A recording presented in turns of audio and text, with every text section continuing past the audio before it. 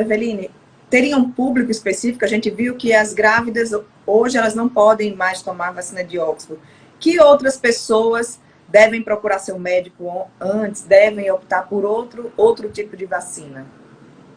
Veja, Juliana, as grávidas, elas não podem tomar, não devem tomar, mas assim, não é exatamente porque a trombose é mais frequente em grávidas, não é isso. Né? Houve realmente um óbito de uma grávida que tomou a vacina de Oxford no Rio de Janeiro, semana passada, ou 2 semanas atrás.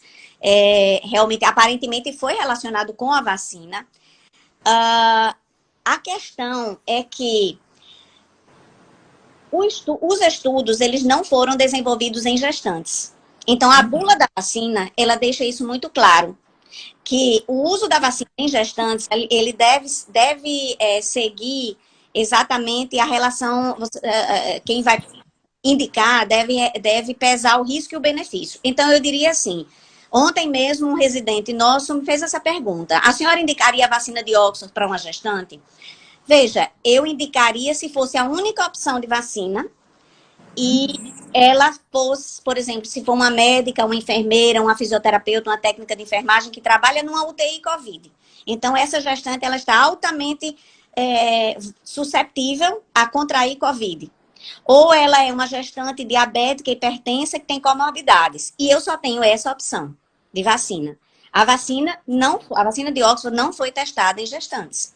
Então, eu não posso indicar, assim, do ponto de vista de população, para a população de gestantes, um produto que não foi testado nessa população. Assim como eu não posso indicar para crianças para adolescentes e crianças abaixo de 18 anos, um produto que não foi testado nessa população, entende? Então, assim, não é porque houve mais trombose em gestantes, mas sim porque a vacina não foi testada nessa população. Mas, pelo racional, pela lógica, eu entendo o seguinte, que, de um modo geral, nós não aplicamos vacinas de vírus vivo, nem vírus vivo atenuado em gestantes. Eu não tenho coronavírus na vacina, mas eu tenho um adenovírus. Eu tenho um vírus vivo, de qualquer forma. É atenuado e é não replicante. Então, ele não vai causar doença. Mas é um micro-organismo vivo.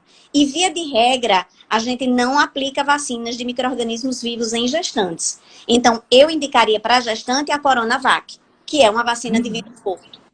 Tá certo? Porque, de um modo geral, em gestantes se aplicam vacinas de toxoides, como a vacina antitetânica, que é um toxoide, não tem célula nenhuma nela, e vacinas de vírus, de micro-organismos mortos. Entende? Do ponto de vista de outras populações, não existe problema em você aplicar a vacina de Oxford, por exemplo, numa pessoa que já teve trombose. Essa é uma pergunta muito frequente. Olha, eu já tive um AVC, eu já tive um infarto, eu posso tomar a vacina de Oxford? Pode sim.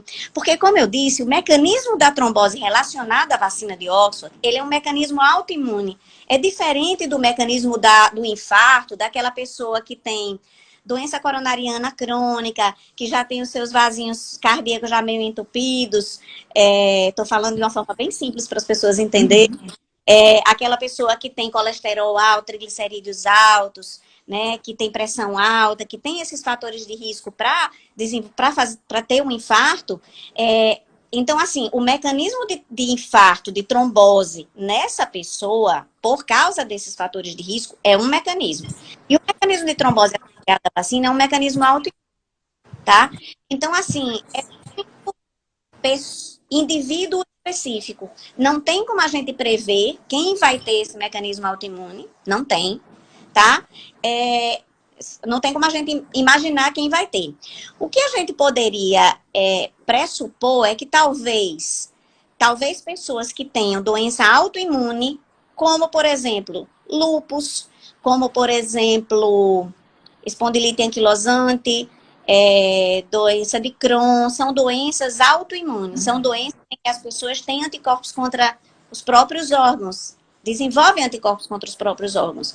Então, talvez, estou elocubrando, né? Talvez essas pessoas que tenham algum mecanismo de autoimunidade, alguma doença autoimune, pode ser que elas realmente desenvolvam.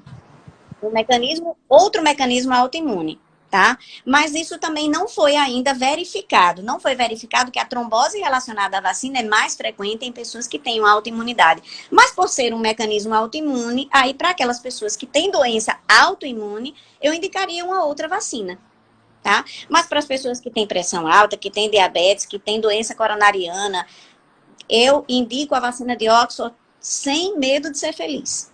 Isso, o que eu percebo é tipo um avião, né? Quando um avião cai, aí vira, o mundo inteiro comenta e todo mundo sabe quem estava lá, o avião caiu, qual foi a causa.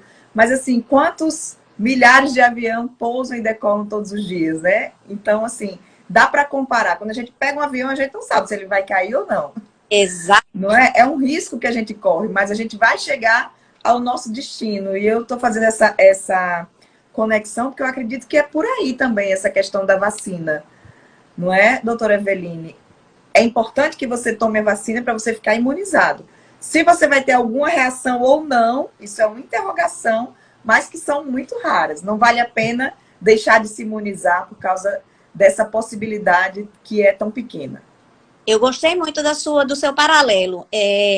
Nós não vamos deixar de viajar de avião porque raramente ocorre um acidente aéreo, é fato, né? Raramente ocorre um acidente aéreo, mas nós não vamos deixar de viajar quando nós precisamos, quando nós desejamos viajar de férias para ir, ou a negócios, a trabalho, etc. Né? Mas sabemos que existe um risco.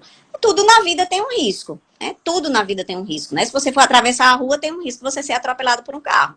Mas, assim, no meio de uma pandemia, o risco de você contrair Covid é muito grande.